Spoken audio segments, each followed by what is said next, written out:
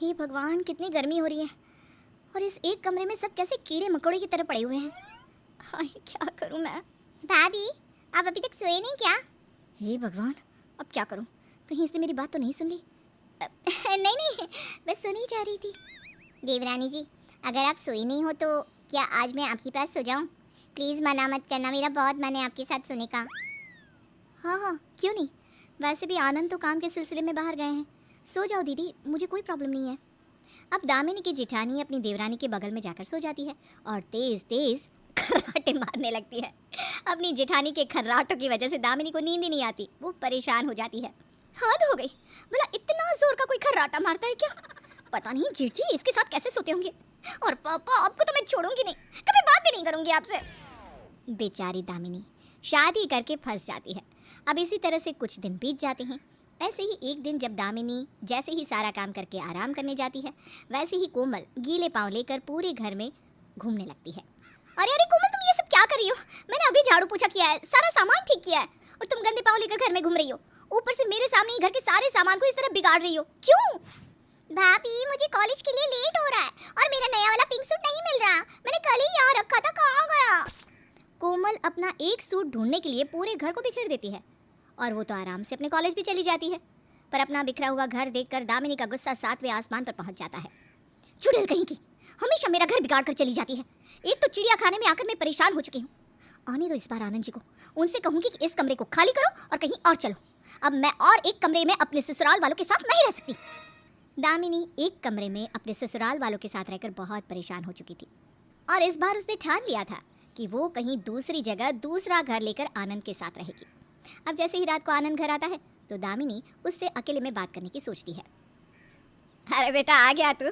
कितने दिनों की छुट्टी लेकर आया है? और तेरे ऑफिस वाले तुझे कुछ खाने को नहीं देते क्या?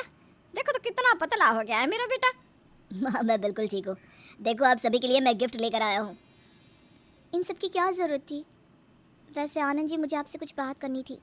हाँ तो कहो ना, मैं यहीं पर तो बैठा हूँ। अभी नहीं, थोड़ी देर बाद। वैसे इतनी भी ज़रूरी बात नहीं है। इतने दिनों बाद आए हो आप, माँ जी और अपनी बहन से अच्छे से मिल तो लो। अरे बहू, हम तो मिल चुके हैं, अब तू नहीं मिलेगी क्या अपने पति से?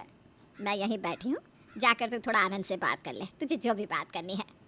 कोई बात नहीं माँ जी, इतने दिनों बाद आनंद जी आए हैं, आप बात कर लीजिए, मैं तब तक चाय बना कर लाती हूँ। खुसर बूढ़ी, हम दोनों को 5 मिनट अकेला छोड़ेगी तब तो मैं कुछ बात करूँगी ना। गूंद की तरह चिपक गई है अपने बेटे से, ये नहीं कि बेटे को बहू के साथ 5 मिनट के लिए अकेला छोड़ दो। दामिनी आनंद से बात करने की काफ़ी कोशिश करती है, पर एक ही कमरा होने की वजह से उसे समय ही नहीं मिल पाता कि वो आनंद से बात कर सके। और देखते ही देखते आनंद के जाने का समय भी आ जाता है। देखते ही देखते कैसे 10 दिन निकल गए पता भी नहीं चला, और मुझे जिस बारे में आनंद जी से बात करनी थी वो बात तो हो भी नहीं पाई। ये सोच सोच कर दामिनी परेशान हो जाती है और चाह कर भी कुछ नहीं कर पाती। समय के साथ एक कमरे में वो ससुराल में रहने की आदत डाल लेती है। ऐसे ही कुछ महीने बीत जाते हैं और एक दिन मेरे बेटे के बाद में जिनकी शादियां हुई थी उनके भी पोता पोती हो गए। पता नहीं मैं कब अपने पोता पोती का मुंह देखूंगी। बहू, आप जल्दी से खुशखबरी भी सुना दे। माँ जी, जब आप मुझे मेरे पति के साथ अकेला छोड़ेंगी तभी तो मैं आपको कोई खुशखबरी सुना पाऊंगी ना। पर आप लोग तो इस घर से कहीं जाना ही नहीं चाहते। भला एक कमरे में ससुराल कैसे बच सकता है? क्या हुआ बहू, मैंने कुछ गलत कह दिया जो तो इतना नाराज हो रही है? ना ना, आपसे कभी कोई गलती हो सकती है क्या? माँ जी, मैं आनंद जी से एक छोटी सी बात नहीं कर पाई और वो ऑफिस वापस चले गए, और आप मुझसे पूछ रही हैं कि मैं नाराज क्यों? आपको नहीं लगता कि अब हमें 2 कमरे ले लेने चाहिए? आखिरकार दामिनी का गुस्सा आज सबके सामने आ ही जाता है। वो नाराज होकर अपने काम में लग जाती है, पर अर्चना अपनी बहू की बातें समझ जाती है। अब इस बार जब आनंद आता है तो आने के साथ वो कमरे को छोड़ने की बात करता है। चलो, हमें आज ये कमरा खाली करना है।